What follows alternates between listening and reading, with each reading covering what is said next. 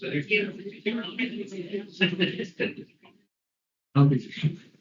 it's fine. We'll see if it works. Does that work? Yep. Okay. Hi, everyone. Thanks for coming out this evening and squeezing into this cozy room. Makes it feel like we hope a public meeting will feel, which is neighborly. We're going to start with a presentation, and then that'll last us about an hour. At that time, we're going to stand up. We'll ask you to, for those of you with folding chairs, to please fold them up. We'll stash those away, and then a lot of you have been checking out the maps around the room, and that'll be our open house mingle time where you can have conversations with the staff that are with us tonight about the lands that we are planning for. So we'll be in this cozy configuration for an hour or so, but please feel free to get up and move around if it would feel better to stand. My name is Hannah Phillips. I live and work in Montpelier. I'm part of the team that works on planning for all lands owned and managed by the Agency of Natural Resources on behalf of the people of Vermont.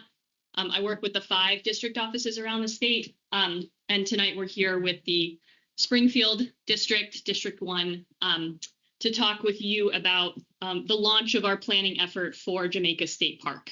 This is what we call the public scoping meeting. It's the very beginning of the planning process, and I'll kind of walk you through where we're going from here in this process. So just to give you an overview of what our goals are for tonight and where we're headed. First, we want to describe the management planning process. We want to highlight the natural and cultural resources of Jamaica State Park. Make sure we're all on the same page about what lands we're talking about as we move through this planning effort. We want to explain to you all how to submit comments through this planning effort. There were handouts, which if you didn't get one as you came in, you can grab on your way out, that outlines the many different ways that you can submit your comments to us. And then perhaps most importantly, we want to give you an opportunity to speak with all of the members of the staff who are working on this effort, who are here tonight. So in terms of format, like I said, we'll open with the presentation. We're then going to move from the presentation into the open house session. We'll have our staff stationed at all of these different posters around the room. Our hope is that you can gravitate to the areas that are most interesting to you, and we have plenty of time for you to ask questions, converse with staff on the topics that you care most about. We're starting a little late, which is fine. So probably 6:15 to 7:15, we'll do our presentation. Then we'll fold our chairs up and move into the questions and discussions, open house style station format. You can stay for as much or as little of that as you'd like. We are also recording tonight's presentation. So if you have folks who you know are interested in this, but they couldn't be here tonight, we'll put the recording up first thing tomorrow morning. It'll be on our website and available throughout the whole public comment period and afterwards. So please do feel free to share that with anyone who might be interested. So just to provide some context, the staff leading this effort work for the Vermont Agency of Natural Resources. The mission of the Agency of Natural Resources, we are charged with the oversight and management of Vermont's natural environment on behalf of the people of Vermont. There are 3 departments within ANR. The first is the Department of Forest, Parks, and Recreation. The second is the Department of Fish and Wildlife. And the third is the Department of Environmental Conservation. 3 separate departments with 3 separate missions, all in service to the mission of the Agency of Natural Resources. One of the ways that ANR accomplishes this mission is through ownership and management of state-owned lands on behalf of the people of Vermont. All of the land that we're talking about tonight within Jamaica State Park is owned by the Department of Forest, Parks, and Recreation, but we benefit from the interdisciplinary expertise of staff from across the agency. So we have staff here tonight from all 3 of those departments, and I'll introduce them in a moment. So I want to start by just identifying, when we say we're developing a long-range management plan, what does that mean? You will hear us throughout this presentation and afterwards refer to this as an LRMP. So if that's rolling off the tongue, I'm talking about a long-range management plan. This is a document that guides management of state lands, generally for a 20-year period. It's the responsibility of the land managers within the district office where those lands are situated to both develop the plans for those lands and then implement the management actions identified in those plans on state lands. The LRMP includes, among other things, but the highlights are an assessment of the natural resources within that land base. It identifies management goals for a 20-year period. It identifies management actions for the next 20 years. And then the process itself has multiple opportunities for public input. And so this is the first of at least 2 opportunities, what we call public scoping, that occurs early in the process. Why do we go through this process of writing long-range management plans? There are many reasons. The first is to really understand the current conditions on the ground, on the lands that we're planning for. The second is that public engagement component, to really understand public desires and opinion about how those lands should be managed. It is one opportunity to thoughtfully consider how we balance multiple uses of those lands. It's through this process that we can provide the opportunities that the public is seeking and that are consistent with ANR and its department's missions. It's a process that ensures management is taking us in the direction we want to go. And I think lastly, and the piece that I love the most, is it's really our opportunity to step back and think big and take the long view, to really think at the landscape scale, across state boundaries, across ownership boundaries, to think about the context in which those lands are situated, and to also think across time as well. So across the staff that are engaged in this effort right now, across the administrations of our state government, and really think about, like, across long time, where are we trying to go and where have we come from? So how do we write long-range management plans, speaking at a very high level about the process? The first is our staff conduct resource assessments of the property. Those resource assessments are complete. A lot of that information is what is represented on the maps that are around the room. And so afterwards, you'll have a chance to bounce around to the different stations and see that information represented on the maps. Once we do that, we conduct public scoping, which I like to consider the assessment of public interest or public opinion in the property. So you can think of it as one of those assessments early on. Once we've done that, then we actually draft the management plan. Consider that in progress, because many of the assessments are drafted or in progress at this point. Once we have a draft management plan, we put that out for public comment. We host another meeting. There's another chance for you to share your thoughts about what we're proposing. And then there's a revised management plan that considers all of that comment that has been received. So we're early in this process, and it will unfold over time. Who does the planning? Like I said, this is an interdisciplinary effort with staff from across the 3 departments within ANR. I do want to introduce these folks tonight because you'll have a chance, you'll hear from them through the presentation, and then you'll have a chance to speak with them after. So as I talk through, if you could just identify yourself. So we have Tim Morton, the Stewardship Forester, sitting in the back over here. Aaron Hurst is not here tonight, but he's a state lands forester who has contributed to this effort.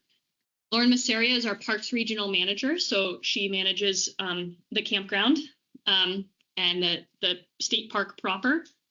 Brian Renfro is our state lands forester. He's over there next to Lauren, and really focuses on the recreation resources of the property. Melissa Courier, not here, is our administrative services coordinator. She supports this group of people that we refer to as our district stewardship team. We have Chris Bernier, our wildlife ecologist. Courtney Buckley, our fish biologist, up front here. Danielle Ozarski, our state lands ecologist, is not here tonight, but her predecessor, who did the ecological assessment for this property, Bob Zano, is here, who served in this role for many years. Marie Caduto, our basin planner, representing the Department of Environmental Conservation. Myself, and Ella Samuel is our lands planner who works across the 5 districts. And then Niels Reinhardt is our historic and cultural resources coordinator, sitting in the back next to Brian. So you'll hear from these folks tonight. Collectively, this represents the district stewardship team. As I mentioned earlier, this is the team that's responsible for planning for and managing all state lands within District 1, which is down here for state lands. And we have 5 districts statewide. I know there are many folks, we've had some folks reach out within District 1, which is down here for state lands, and we have 5 districts statewide. I know there are many folks, we've had some folks reach out with questions about how this process interfaces with the Hamilton Falls master planning process, so I just wanted to touch on that quickly. Hamilton Falls is one feature of Jamaica State Park and is addressed through 2 complementary planning efforts with different scopes. So just to elaborate on that a little further, the Hamilton Falls Master Plan is in progress. It's a distinct in-progress planning effort specifically focused on visitor use management at and immediately surrounding Hamilton Falls and the Switch Road Trail, covering approximately 10 acres. When we talk about Jamaica State Park, we're talking about the full 211-acre Hamilton Falls natural area and all lands within Jamaica State Park represented on this map. And so everything in white or gray here is part of this long-range management planning effort. And the Hamilton Falls master plan is really focused on the area that sees a lot of visitor use right around Hamilton Falls. So hopefully that helps clarify that in this particular instance, we're talking about everything that's happening on all of these associated lands. And that same caveat applies to the campground as well. So the campground situated right down here, park operations, campground buildings, et cetera, that all feedback about really operations of the campground, that all happens outside of the long range management planning effort. We today are focused on all of these associated lands around. With that said, Lauren is responsible for all park operations and everything that happens at the campground, and she's here tonight. So if you have questions, feedback, you can chat with her. But I also just want to be clear that the LRMP is really thinking at the landscape scale about what's happening on the substantial land base associated with those areas that a lot of people know and love. So hopefully that helps. Happy to answer questions about that after, if you'd like. In terms of where we're at with the Hamilton Falls master planning effort, it remains in progress. We hosted public input on visitor use management at Hamilton Falls in summer 2024 as part of the master planning progress. That work remains in progress. And when we have a master plan ready for public release, we will hold another public meeting. So we don't have a timeline on that yet. But again, happy to answer questions about that afterwards if you'd like. Hopefully that helps distinguish the master planning process alongside the larger long-range management planning process for all of these associated lands. Can I ask a question? Sure. So why is it separate? If it's part of the park, Yep. Why is it a separate process? We really just, at the LRMP level, we're thinking about management actions that are basically at a broader scale versus very specific management actions for visitor use. And we can certainly get into the details of that after. I'm happy to have a conversation about that. It's really level of detail that we're talking about. And our LRMPs, the outcome is looking at many thousands of acres or thousands of acres versus a very small discrete area. And therefore the level of detail just has to be different for both of those plans. I'm going to keep going and then I'm happy to chat with others about this afterwards. Classes or not, it's always the question of these things. So I'm Tim Morton. I'm the stewardship forester for Windham and Windsor County. I'm the lead manager for state land owned by the agency from Massachusetts all the way up to Bethel. Jamaica State Park is one of many parcels that I'm involved in managing. I've known this property a long time. I was first here in 1978 as a 15-year-old camper at the conservation camp in the West River Valley. And Brian will talk about those lean-tos. They're still there, although the kitchen is long gone.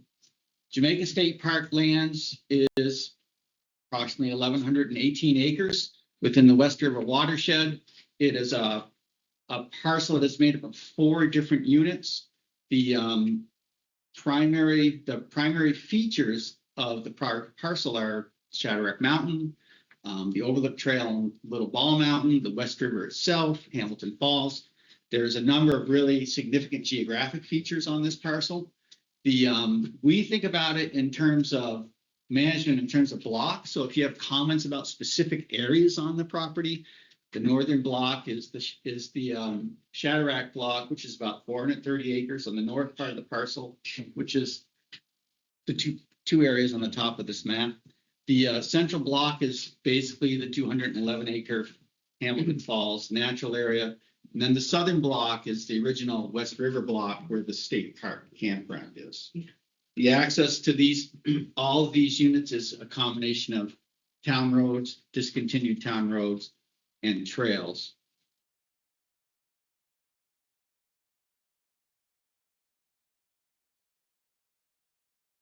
So every parcel we manage and every parcel somebody owns has what we call legal constraints.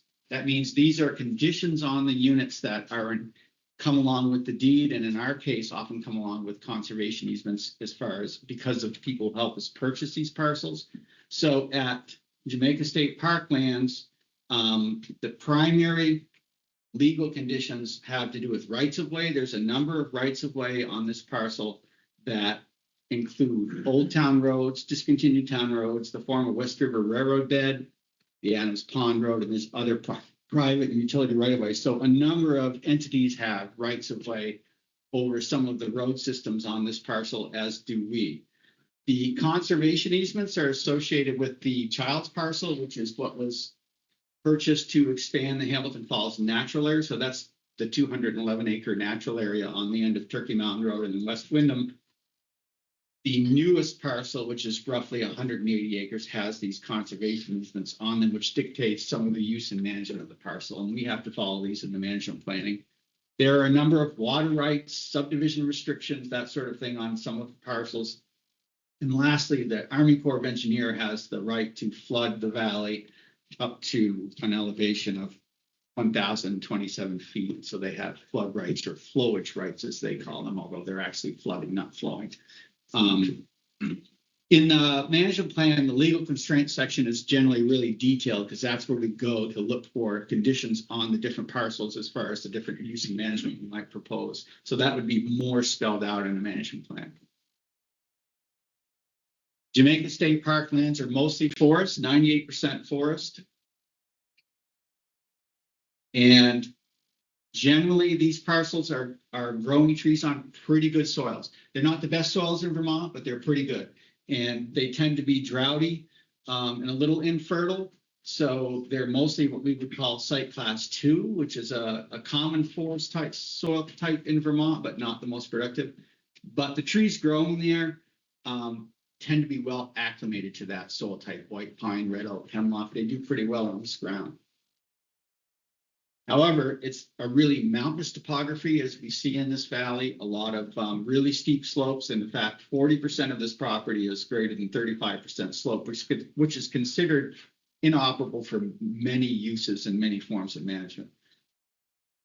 There are any number of areas that are moderate slopes with an established trail network, both from recreational use and long-term management.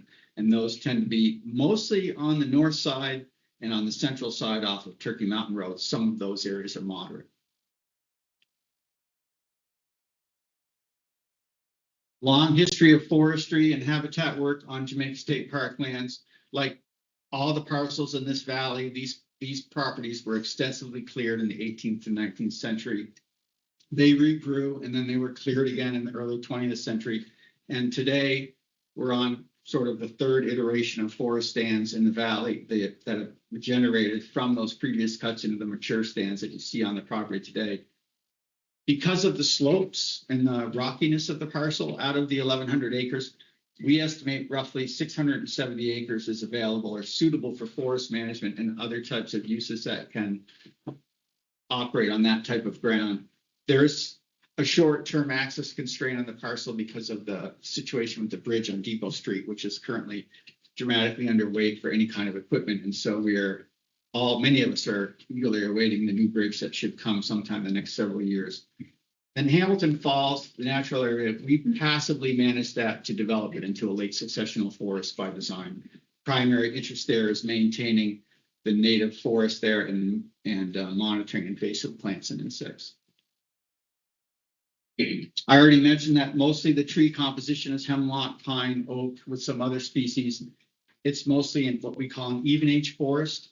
It was derived from a period of clearing many years ago, and so most of the parcel is what we would call mature forest, 12-inch diameter and greater. And the age classes are generally 80 to 120 years, which is really typical for the West River Valley. So this parcel, from a woodland standpoint, looks a lot of like what the rest of the area looks like. It's not so exceptional. A lot of the exceptional characteristics of this property are in other resources. Very few trees in the young forest class. I think on the whole parcel, there's only 7 acres of young forest. It's scattered around. Forest health, tree health. In general, the stands are in reasonably good shape, but we are all facing a changing climate. There is many periods of intense rain, which has affected this property. We also have periods of drought. And so this is a more difficult environment for trees to thrive than it was perhaps 50 years ago. It also affects our infrastructure. We are actively trying to right-size our infrastructure throughout Vermont, but it's going to take time. We have close to 100 years of water structures and road systems that we're trying to get right in a few short years here. And we've gotten a lot done in Jamaica. We have more to do to get ready for the next storm. There are definitely some invasive insects here. Hemlock adelgid is on the property, causing damage and some decline in hemlock. Beech leaf nematode or beech leaf disease is here.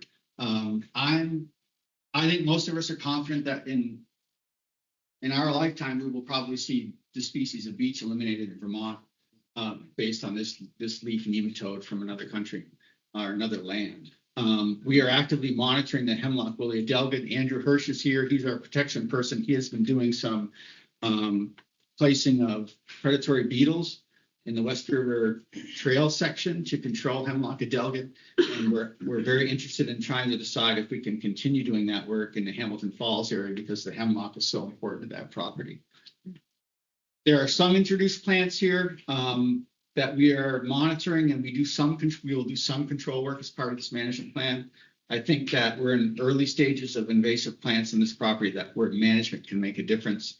These are mostly found on some of the old farmland, especially on the north part of the property. And speaking of old farmland, I think we're ready for Niels to talk about cultural resources. Thank you.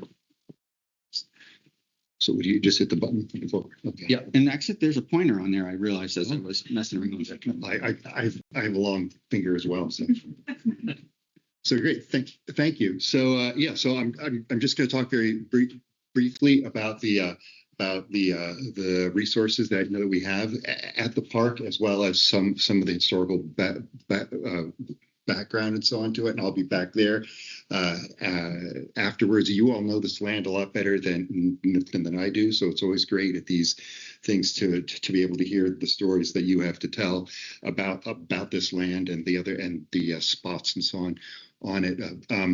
But to start with, the key way I like to think about this area is connectivity. There have been people that have been traveling up and down the West River Valley for thousands of years, and so like today we have interstates and the state route and so on like that. But for thousands of years, it was the waterways that folks used to move around. The earliest evidence we have of settlement at Jamaica State Park dates back to the end of the Ice Age, so over like 10,000 years ago. But for thousands of years, people would move around the valley here in small bands, and maybe one or two families, and then so the resources that they all use were spread out. So the people had to spread out. But then by April, so almost around now, things were getting lean, but you always had the fish that would come up the West River, all of the migratory fish. So shad and alewives and salmon. I'm going to look over at Courtney to see if she starts that's right? Okay. So anyways, I forgot what I was going. Oh yeah, so all these small bands would all come together, and along the West River, as Tim was saying, we have all these steep, slopes going down. So they would find these terraces, like where where all the park structures are today.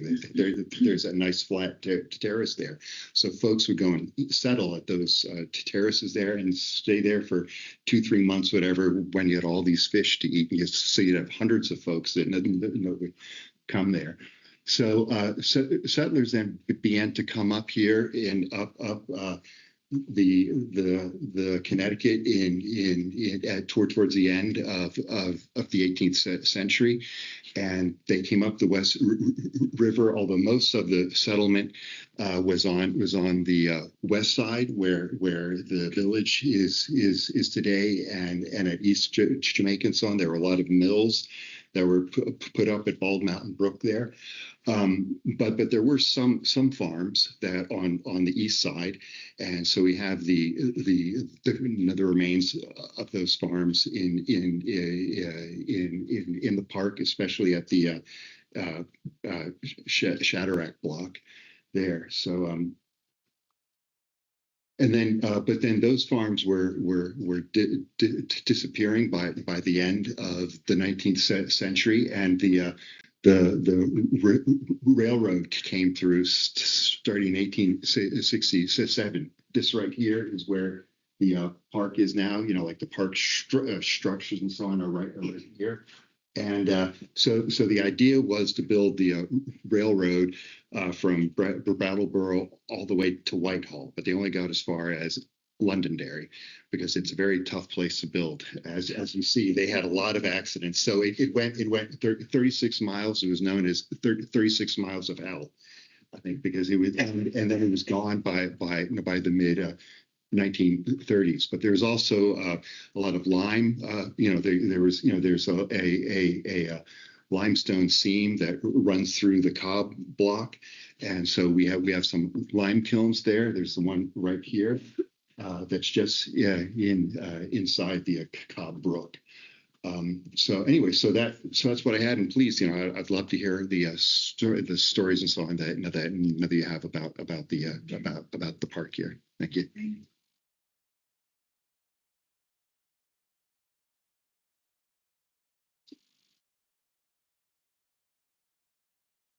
All right. Hi, everyone. I am Laura Masseria, the regional manager for the Southeast region of Vermont State Parks. Brian Renfro, the state lands forester, and I will be talking about the recreation resources at Jamaica State Park. So I will zoom in on the 34-acre developed campground and day use area, and then I'll turn it over to Brian, who will zoom out and talk about the dispersed recreation throughout the broader 1,100-acre state park. Too many papers. So the 34-acre Jamaica State Park campground and day use area opened in 1969. Campground attendance at Jamaica State Park is in the top 25% for all of Vermont state parks. The occupancy rate often exceeds 80%, which is also among the highest occupancy rate in the state. The developed facilities operate and admission is charged from early May through Indigenous Peoples Day. And this popular recreation destination serves as the gateway to about 2 miles of the West River frontage, about 6 miles of trails, access to the Salmon Hole swimming area, and we have a nature center for interpretive programming in the day use area. As Hannah mentioned, so something to note is while aspects of the campground, lands, and resources are incorporated into the long-range management planning process, the park operations, development, and management is addressed in a separate process. But happy to hear comments regardless. So the 34-acre campground and day use area packs a punch. As mentioned, the developed facilities operate from, and admission is charged from early May through Indigenous Peoples Day. Reservations can be made up to 11 months in advance. We have 41 tent sites, 18 lean-tos. We have full service office with a public restroom, manager residence, maintenance area, residential staff campsite adjacent to the entrance, 2 additional restroom buildings with showers. There's a volleyball court and a horseshoe area, and the campground hosts annual events such as the Whitewater Release. The Days area is popular for hiking, walking, biking, swimming, and trips to Hamilton Falls. And in the Days area, you'll find a picnic area, a playground, a pavilion, a nature center, a restroom, and access to the Salmon Hole swimming area, and the West River Trail. Jamaica State Park has offered interpretive programming since the early 1980s. We have a small nature center co-located with the pavilion.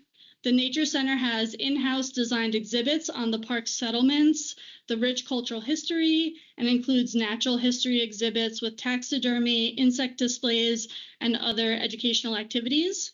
A seasonal park interpreter is on site during the peak of the park's operating season. The interpreter offers regular programming throughout the operating season for both campers and day users. And Jamaica State Park also has a series of 9 self-guided interpretive displays in the day use area and along the West River Trail that focus on the Indigenous people's significant use of the area.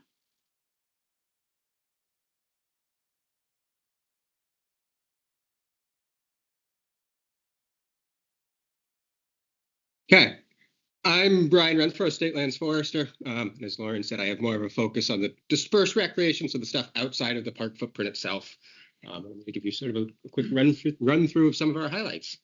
As you heard from Niels a little bit earlier, the West River Trail was originally constructed as a rail trail, as a railroad, later converted into a rail trail after the rail line was thrown up. That was sort of a long process, my understanding is, and people in this room may know more about it than I do. But my understanding is there were, people sort of, rail line got thrown up and it was abandoned for a while. And then people in the area realized sort of the immense potential that the rail line had as a recreational corridor. And there were multiple efforts after it was sort of disbanded as a rail line to reestablish that recreational connectivity. So today, there are 2 sections of West River Trail that are available and open to the public. We have the lower section, or I shouldn't say we, but there is the lower section, and then there's a 16-mile upper section. And in that 16-mile upper section is the 2 miles of the West River Trail that FPR manages directly. The rest of the trail is managed by other partner groups, specifically the Friends of the West River Trail are very involved, and then other groups as well. On the 16-mile upper section that we have the 2 miles of, it connects, as I'm sure many of you know, the towns of Jamaica and Londonderry, with the Winhall Brook Campground, the Ball Mountain Dam, and Jamaica State Park, as well as various biking and hiking side trails along the way. Let's see. I had a place here. So on our 2 miles of trails, the grades are generally low, and we strive to maintain the trail to the standards for universal accessibility. The trail is a multi-use trail, accommodating bikers and hikers in the summer months, and skiers and snowshoers during the winter. Some key features of the West River Trail include a viewing platform along the river in the area known as the Dumplings. You can see that on the map, the Dumplings. It's called the Dumplings for its massive dumpling-like boulders that sit in the middle of the river. And when the water level's high, those create rapids that are fun to watch people go through or to go through yourself. Okay. There are also many informal access routes from the West River Trail down to the water, so people can get down there. And where the West River Trail crosses Cobb Brook, there's a substantial wooden deck bridge that was built by the Friends of the West River Trail and is now owned and maintained by FPR. During the park operating season, the trail within state ownership, so that 2 miles we're talking about, is part of the day use area for the park and does require a fee to enter or to use. Now, I'm sure many of you are wondering about the landslide that happened in 2023 along the West River Trail. So even though that's outside the sort of the scope of this LRMP process, I do just want to take a minute to give you all an update and address that. After the initial event in 2023, we had a geologist from the Vermont Geological Survey team visit the site to determine if the slide was still active and if it was safe to have people out there. After they crawled around and looked at it, they said it was not safe, especially not safe if we removed the tow material. So we immediately shut the trail down. And I lost my place here. I was going to tell you about it. Let's see. A lot to tell you. Right. So they suggested to us that we get an engineered solution for stabilization and look into how to remove the tow material while we stabilize the upslope without creating a more dangerous situation. Following this advice, we immediately closed the West River Trail, as I just said, and engaged with an engineering firm to develop a stabilization plan with the understanding that FEMA would provide funding for implementation. The stabilization design was completed in early 2025, but is currently stalled in receiving actual approval from FEMA to implement. They're not willing to pay for the plan that we have right now. So as that stalled, we re-engaged with the Vermont Geological Survey team to see if, now we're a couple years post, if there might be a way to investigate reopening the trail in a safe manner for the public now. The Vermont Geological Survey team revisited the site in the spring of 2025, and they determined that site stability had significantly increased since the time of the original visit in 2023, and that if the deposited material at the toe of the slide was left in place, the risk of another catastrophic failure was low, and so they felt with proper signage, it was safe to reopen the slide to the public. The trail was reopened over the deposited material last summer, so that means it's not the universally accessible trail we'd like to have, but at least there's public access through it for now. We're still very interested in restoring it to the pre-disaster condition, obviously, and are actively working with FEMA to develop a plan that they will fund to move this forward. Back to the hiking trails of the park, which is what we're here to point out where the landslide is. The landslide is just about directly across from where the Dumplings is, if you can see that on the map, just maybe a little bit north of that. Yeah. So in addition to the West River Trail, which we've been talking about, we also have the Switch Road Trail and the Overlook Trail, which are both natural surface hiking trails. The Switch Road splits off from the West River Trail around the mouth of the Cobb Brook and climbs upward 860 feet for just over a mile to reach Hamilton Falls. The Overlook Trail starts within the state park campground and climbs 340 feet in elevation to a beautiful southerly viewpoint before descending back to join up with the West River Trail. In total, the Overlook Trail is 2 miles in length, and like the West River Trail, requires a park entrance fee during the operating season.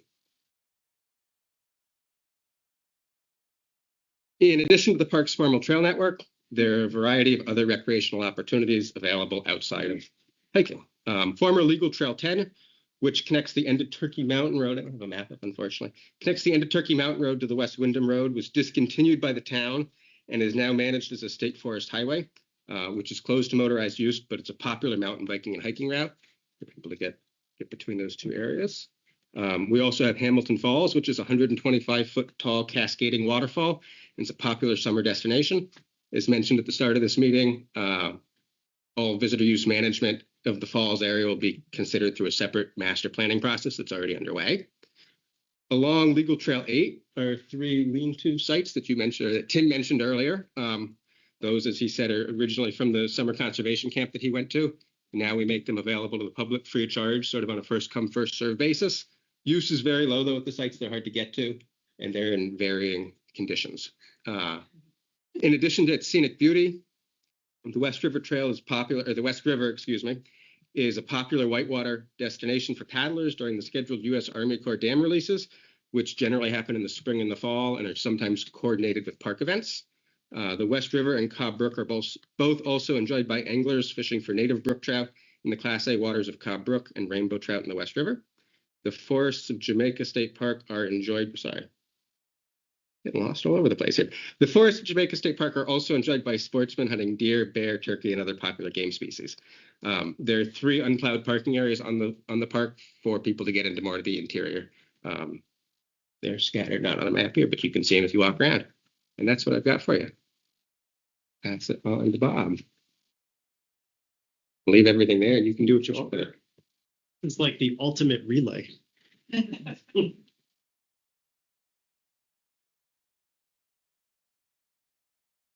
Shifting back to the natural resources, want to build a little bit on some of the information about the forest that Tim started us out with earlier.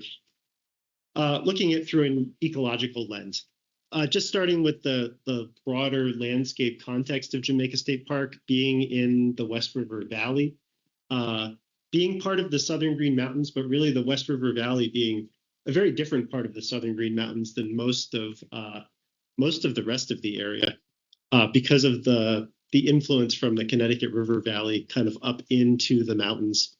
The elevation ranges in the park are from 700 to nearly 2,000 feet.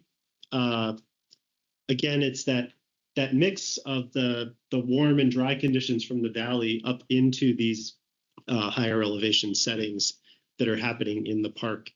So you get a bit of ecological mixing there. We map natural communities as a tool to look at the ecology at a finer scale to break some of that down. Natural communities are a way to classify the landscape based on the plants and animals that are there, the physical setting, and the processes that are affecting all of them, things like wind, water, fire. And we see patterns over and over on the landscape. And even if you've never thought about natural communities, you probably can recognize things like a hemlock forest or a cattail marsh are examples of natural communities. And so within the park, across the whole park, there's 19 different natural community types that we've identified in the park. The broad forest types, like Tim was saying, are fairly common types, natural community types, mixes of hemlock, oak, and pine. So we have hemlock northern hardwood forest, red oak northern hardwood forest, and hemlock forest. While these are fairly common types of forest, the examples in the park are of good ecological quality.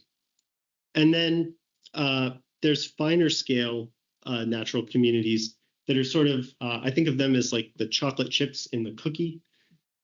Sorry, we don't have any actual cookies to illustrate that.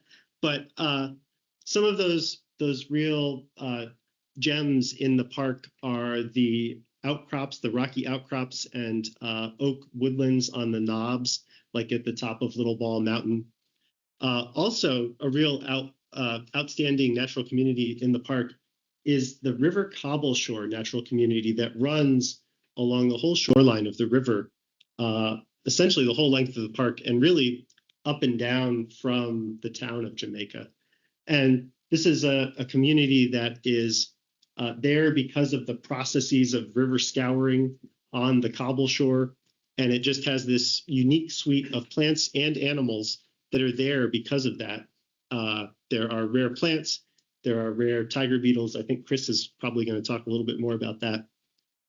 So that's a real gem. And that's right there where everyone is along the river, enjoying the West River Trail, going down, seeing things like the dumplings. That's really special ecological natural community right there. So just to, most of the park is high quality, but it's a much smaller portion of the park, that 9%, that really supports what we call these rare or uncommon natural communities. So sort of those chocolate chips in the mix. Here's a map of those natural communities. It's also over here, and I will talk in great detail to anyone who wants to listen about all of those different natural communities. But you can see the highlight in the dark blue of that river Cobbleshore, and just following the river right there. And then, as I mentioned, there's rare plants associated with that river Cobbleshore natural community. There are other rare plants that we've identified throughout the park. And so we're collecting that information. I don't think we have a map of that here, but that's information that gets brought into consideration in the management so that we can understand where those populations are and what we could do to sustain them, whether that's through management or through just letting them do their thing over time. And there's images of some of those. So like the low sand cherry, Canada burnet, are found along the river. Oak drops and this hair figwort are species, and the foxglove are all species that are just in the oaky woods.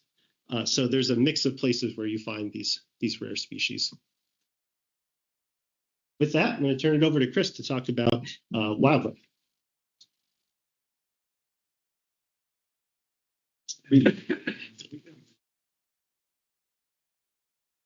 So my name is Chris Bernier. I'm a wildlife biologist.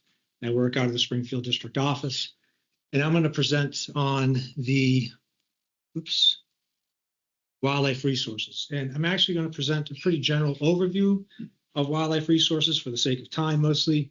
But I would welcome anyone who wants a deeper dive into wildlife to join me here at this map after the presentation. And also, if any of you have specific knowledge about little nuggets of habitat out there or specific knowledge of occurrences of wildlife out there, I'd really like to hear from you over there after. So please join me. So I'm going to start by zooming out and looking at how Jamaica State Park benefits wildlife by contributing to landscape connectivity. So Jamaica State Park is part of a large 20,000 plus acre forested habitat block within the Southern Green Mountain Biophysical Region. And this block is positioned in such a way that it serves to connect other large forest blocks and conserved lands which surround it. It's kind of at the crossroads, if you will, serving as a connection to these resources north, south, east, and west. And in this way, it connects these large forest blocks and conserved lands over here to the east, which are made up of some conserved properties like Turner Hill Wildlife Management Area, Townshend State Forest, some forest legacy properties, and notably the Windmill Hill Pinnacle Association property, which is not shown on the maps properly. But it connects this big block here to this large block over here on the west, which is largely comprised by the Green Mountain National Forest. And it also connects conserved lands and another large block down here to the south with the Southern Vermont Wildlife Corridor, which is just off the map in the north up here, which is a critically important wildlife corridor that the agency has invested countless resources in protecting, and it's a central feature of the Okemo State Forest. So we know that maintaining a connected landscape is critical for the long-term viability and health of wildlife populations, but what do we mean exactly when we talk about a connected landscape? So a connected landscape is one that is free of barriers that inhibit or impair animal passage. And barriers would include things like highways or residential developments, big ag lands, power lines, things of that nature. A connected or a barrier-free landscape enables animals to access all the resources they need on the landscape to fill their life history requirements. And this is particularly important for species like, wide-ranging species like black bear, bobcat, and moose, who sometimes require habitats that are very distant from each other in the landscape. And so they need to move about. Connected landscapes also support the genetic diversity of these wildlife populations and thereby secure their ability to adapt and thrive through the future. And connected landscapes also fundamentally allow the animals to move around on the landscape, like I just said, to get all the resources that they need. So the alternative to a connected landscape is a fragmented landscape. And fragmented landscapes introduce a whole host of environmental stressors that impact native wildlife. Stressors like increased predation by species like cowbirds, crows, skunks. It also, fragmented landscapes also impair animals' movement, obviously. And probably one commonly overlooked impact from a fragmented landscape is the persistence of invasive plants that come in and all those fragmenting features, those barriers that we're talking about. And those displace native species, including wildlife, and diminish the quality of the habitat. So the take-home message here is that the more fragmented a landscape becomes, the more vulnerable it is to this whole array of environmental stressors, and its overall capacity for wildlife and the biological diversity of our land is diminished. And importantly here, Jamaica State Park, front and center in the circle, plays an outsized role in helping to maintain a connected landscape. So now I'm going to drill down a bit from that landscape view to look more at the various species that are known to exist or are likely to exist on the property. So it's important to understand that we use a variety of methods to account for the wildlife species that occur on our state lands. And these methods are largely based on habitat assessments on the properties, and by extension, those animals that are associated with those specific habitats. So as you might imagine, it's far easier for us to assess habitats which stay still than it is for us to assess the presence of wildlife which only wants to run away and hide. So by doing this, we are doing a far better job at casting a broad net to actually capture the broadest suite of species that are likely to occur on these parcels. So in the case of Jamaica State Park, the combination of the property's physical setting, which Bob detailed, and the high quality, diverse natural communities it hosts, which Bob also detailed, makes it particularly attractive to an impressive array of wildlife species across all taxa, in both common and rare. And I chose these four natural communities to highlight, not to demonstrate an exhaustive list of the species that each of them has, but just to help make the point that every natural community out there has species which are associated with it. And I also wanted to make the point here that these, the what we call matrix forest types, these two top natural communities which occupy the majority of this land, they really accommodate the vast majority of the common species of the state. So a good portion of the property is functioning for a whole array of species.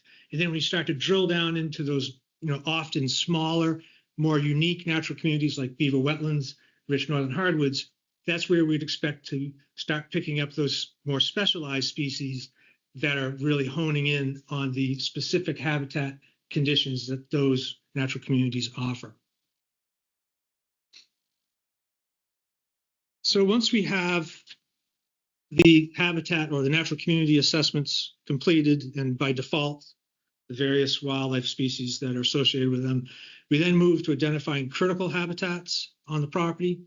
Critical habitats are those habitats which are decisive to the long-term persistence and health of a species, a specific species, or a group of species. And there are a number of critical habitats on Jamaica State Park as listed here, including a 50-acre red oak mast stand. So in addition to being an important food source for a whole array of animals, which I'm sure you all recognize, from squirrels to turkeys, these concentrations of mass-producing trees, so nut-bearing trees, such as, oops, oh boy, I got it. Just give me a second. We'll take this time to do a little calisthenics in the audience. How about that?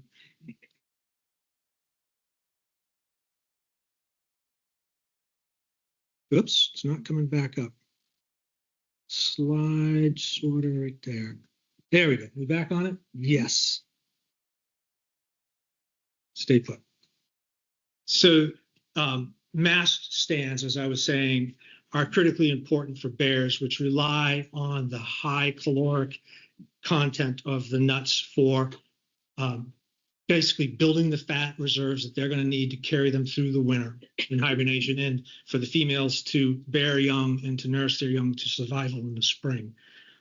We also have 225 acres of deer wintering area on the property, and deer wintering areas are those areas of concentrated softwoods which have high canopy closure and provide several advantages to wintering deer, such as reduced snow depths, reduced wind exposure, and so on. Deer also prefer those same habitat conditions, mostly on south and southwest facing slopes, where they have the added benefit of the thermal radiation that helps them get through the winter as well. And there are 11 vernal pools that we know of on the property. And vernal pools, for those that may not know, although this is Vermont, I suspect every one of you here knows what a vernal pool is. Vernal pools are those pools that are found in small basins, which are typically dry throughout most of the year, except in the spring when they're filled by snow melt and those torrential rains of the spring. And they are fish free, which is important because they become very, very important breeding habitats for a whole host of amphibians. And of the 11 vernal pools that we know exist on this property, 5 of which have been surveyed and have been documented to be functioning as important amphibian breeding habitats.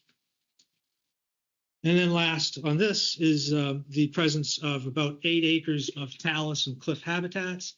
These relatively small patches of steep, rocky, sparsely vegetated terrain offer conditions which are suitable for a variety of species such as the long-tailed shrew, the common raven, porcupines you'll find in these habitats, but most notably here for bobcats, which seek out these critical habitats for the protected and covered spaces where they can safely rear their young.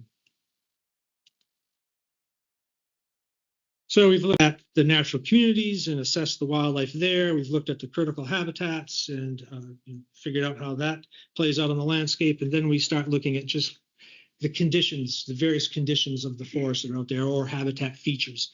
So features like snags, dens, down wood on the ground, which provide incredibly important foraging, nesting, and roosting habitat for really all taxa, not just the furry ones, but for everything out there. And thanks to past insect defoliations and storm damage and past forest management practices, there is now an abundance of this type of habitat feature on Jamaica State Park, and we only expect that to increase as the effects of emerald ash borer and the beech leaf disease unfold through the future. The park also includes about 6 acres of early successional habitat, which I think Tim referred to earlier as young forest. And this is an important habitat for a whole number of species as well. In fact, it is, for some species, it's considered an obligate habitat for their presence in the landscape, like snowshoe hare and ruffed grouse. Past commercial timber harvests on this property have really been more geared toward thinning practices rather than regenerating the forest. And so we have now today, the result is this, we have 99% of this property is mature forest.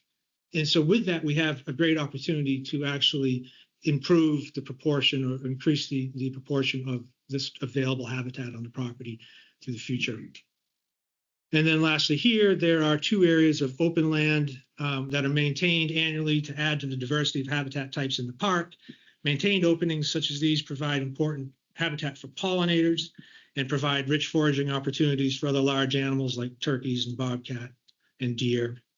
One of the areas is an old field associated with a former homestead, and the other is an infrequently used log landing. And last, but not least, when we get right down to the nitty-gritty and we start talking about those rare and endangered animals and such, we actually employ active survey, targeted survey methods to actually find them where it's appropriate to do so. And in that way, we have identified 3 animals that are directly related to the West River proper, as well as the River Cobble Shore natural community that Bob spoke of earlier. And then several bat species have also been documented on this property in historic surveys, which is not surprising because the river corridor and the readily available roost trees throughout the property make it particularly attractive to bats.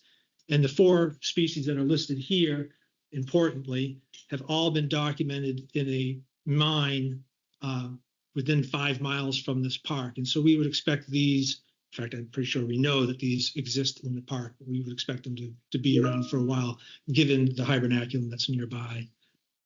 And so with that, I don't know who goes up. Marie. There you are. Thank you. Hi, I'm Marie Levesque Caduto. I work for the Department of Environmental Conservation as a watershed planner. And my role in this is to look out for the water itself, the water resources and the aquatic habitats. So that's what I said. So basically, just to orient you to the water, obviously the West River is a tributary to the Connecticut, starting up in Mount Holly, running through this area all the way down to Brattleboro. And if you're not that familiar with the Connecticut River, it ends up in Long Island Sound. So that's where our water is going. What's important about Jamaica State Park is that it does have almost 2 miles of river shore right on the West River. And as has been mentioned, that habitat is really critical. It's also a really strong, recreational piece to the river. There's a lot of features. I think anybody in this area, the West River is a a big feature around here. The other piece of the watershed is in the park is Cobb Brook, and Cobb Brook is a class. We have it as a class A1 watershed, which means that it is high quality water. It is cold, clean, and it is in some of the most natural conditions of a watershed in Vermont. So, and the community here is the one who petitioned it to be a Class A watershed. So we know that's important to people as well.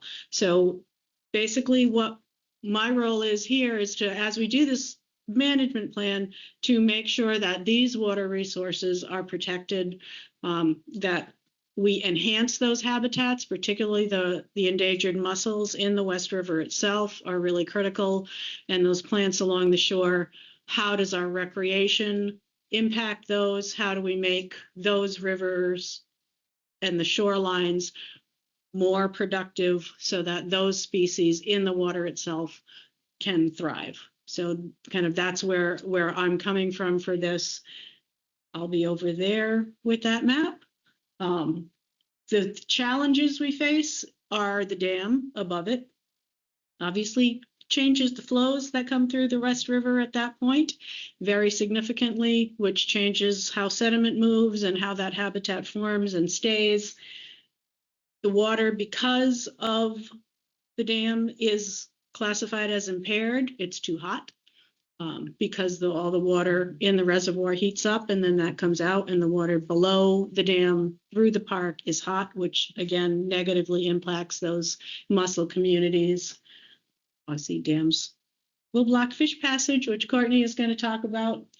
And a good bit of the park along the river is in the mapped flood hazard area. So we also want to make sure that we don't make that worse. We help flooding downstream versus cause more of it. And we want to make sure that the investments we make in the park don't end up in Connecticut somewhere after the next flood. So that's where I'm coming from for this. I'm glad to talk in detail about it. Hi, everyone. I'm Courtney Buckley. I'm a fisheries biologist with Vermont Fish and Wildlife. I always like to go after everyone because they've already laid a lot of the groundwork for me. So I'll try not to be too repetitive. There is a major river running through this park. It's a major feature of Jamaica State Park. It's a huge reason why people go and visit it. And there are a lot of different habitat types for fish. We have, I think Brian mentioned brook and brown trout within the main stem, as well as stocked rainbow trout, which I'll get into a little bit more later. But the main stem has a lot of these deeper pools, shallower riffles. Those areas will be able to host different size fish. So you'll have the young ones in the shallower areas hiding under smaller cobbles, and the larger fish in those deeper holes. I'm sure they're abound in the dumplings, in those getting velocity refuge behind those large boulders. We do have, I won't jump ahead. We're going to stay with Salmon Hole.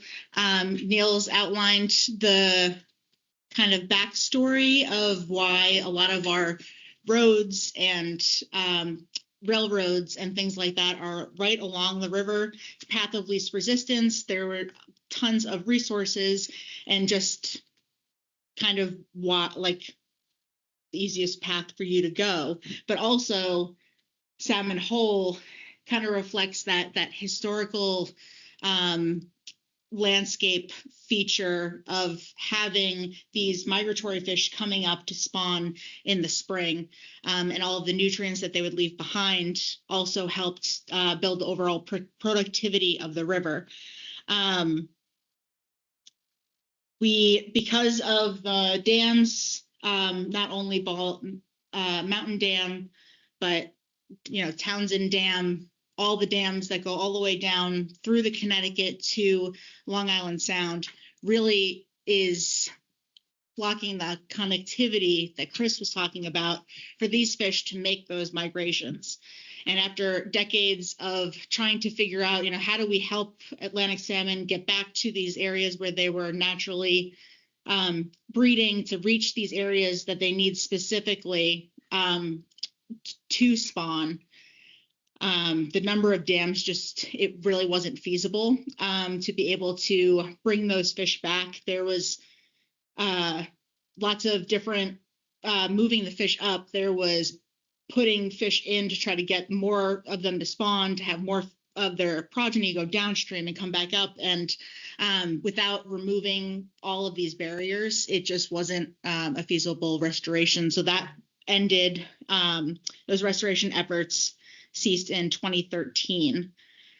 Not only barriers to fish movement and that connectivity, but these focus mostly on Ball Mountain, and Marie touched on this, but I think what's important is to look at just how much wider the river is within the reservoir, how much more solar radiation that water surface is getting versus the smaller, more shaded area of the river that goes through the park. Those trees are really important. We say fish grow on trees, wood is good. That is really going to keep the water cold, which is really important to our trout and our fish species in this area. It's also those sediments, I was saying, like the riffles in those shallow areas. It's those fine sediments that kind of help to make the shallower areas where different sizes of fish are going to be. And without the finer sediments being able to move freely just as the water moves, just as organic material that aquatic invertebrates need to shred and then the fish eat on those, you kind of are cutting out the lowest level of that fish habitat that they need. Trout, I think it's on the next slide. So brook trout are our only native trout species in Vermont. Brown trout and rainbow trout were both introduced in the late 1800s and have since become naturalized. But brook trout are a species of greatest conservation need and very prevalent in Cobb Brook specifically. We had been doing annual sampling of trout or our fish species in the main stem of the West River, and we stopped doing that because we were finding more and more that we weren't seeing like brook trout or brown trout there prevalently, mostly due to temperature conditions. So the water being too warm. Brook trout are the most sensitive to temperature. That really dictates where they can be on the landscape. And they're looking for water that's about 55 to 65 degrees, which is a little chilly for us to be swimming in. But anything, they can withstand up to 68 degrees. Anything over 72, they start to experience thermal stress, which negatively impact, you get too hot, you don't want to eat so much, you start to get lethargic. And then anything over 75 is typically lethal within a few hours. Brown trout are a little bit more tolerant to thermal stress, but anything over 80 degrees for a few hours is typically lethal. And we see water temperatures exceeding that in the main stem of the West River frequently, which is a reason why the area associated with Jamaica State Park is the only area that we have stocked trout in the West River watershed. We stock rainbow trout because they are the most tolerant of that warmer water temperature. So we're not stocking fish on top of wild populations where they're doing really well, but we're providing a short-term fishing opportunity that still gets people out and enjoying fisheries and the water resources that are available here, while not putting any more stress on the existing fish populations. We evaluate those stocking rates and change them based on conversations we have with anglers, what the conditions are looking like. So we keep tabs on what the water temperature is doing, how those fish are surviving after being stocked, and then whether or not people are fishing for them. And then we make management tweaks here and there depending on those findings. Moving away from the main stem and going into the cold water tributaries. You've seen lots of maps, and I think a lot of you are familiar with where those like waterfall features or those intermittent streams and perennial streams like Hog Brook are coming down off of the steep mountainside and entering the main stem. Those, if I know there's one specifically right on the trail that you can see a pretty steep area where fish would not be able to go up that. That's a natural barrier, but that doesn't take away the impact that water has seasonally, that snow melt, the intermittent water input, the cold water temperature has for the main stem and the area downstream. So you need that cold water input to keep main stem temperatures moderate. I'll touch on Cobb Brook as the last bit. Marie already mentioned A1 for a suite of reasons. Aquatic habitat and high quality fishing is what I'll talk about. So we have done trout sampling or fish sampling, trout specific, in Cobb Brook in 2021 and found more than 1,000 brook trout per mile estimated. That included young of year, so small, less than 3-inch fish up to, I should have written down how big they were, but I mean, probably like 6 to 8-inch brook trout in that area, which shows that they are reproducing there to have those small fish and eating well enough, and it's cold enough there for them to sustain for many years. There's also long-nosed dace and slimy sculpin in Cobb Brook and in those small tributaries before any of the natural barriers. They're in there as well. Water temperature in Cobb Brook was 59 degrees in August of 2021. So just at that one single point when we were electrofishing, which showed just how cold that water stays. We talked about the landscape features overall, how everything is connected. The fact that this area has stayed in that more mature forested area means that Cobb Brook and those tributaries have more shading. They can stay colder and sets brook trout up specifically for better resilience to warming, changing climate, sedimentation and erosion concerns that would degrade that habitat.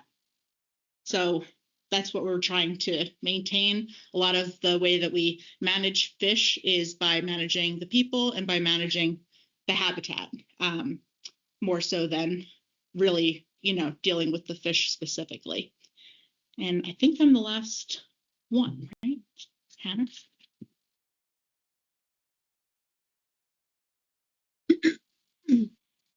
Okay, I bet everyone's getting antsy to stand up and move around, so we're going to do that. Thanks for joining us through that. I think it's helpful to just see all the different resources that we are considering as we move through this planning process, and also just to highlight that the management planning process really gives our staff the opportunity to do that deep dive into the lands that we're planning for. So this is just the beginning. You are the critical final step in this early part of the planning process, so I want to make sure that you all know how to engage in this process most effectively. So as I said at the beginning, we're going to switch from the presentation mode into the open house session. The goal here is really for you to learn more, ask questions that came up for you as we were working through the presentation, and submit a comment by April 3rd. this is just the beginning. You don't have to submit your comment tonight. We hope you'll go home. Maybe you want to watch the presentation again. We have some amazing maps online that you can check out. We're all here to help shape a thoughtful, informed, balanced long-range management plan, and we need to hear from you to be able to do that. So from now until 8 or a little after, we have these stations set up around the room. We will spread them out. We're going to put the folding chairs away.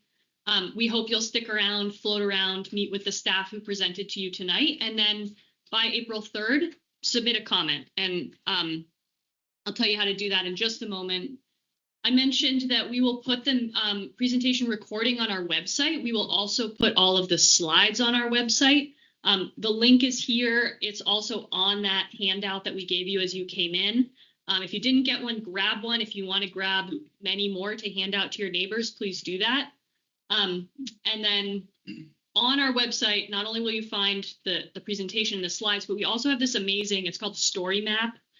You should definitely check it out. Ella has spent an amazing amount of time creating this.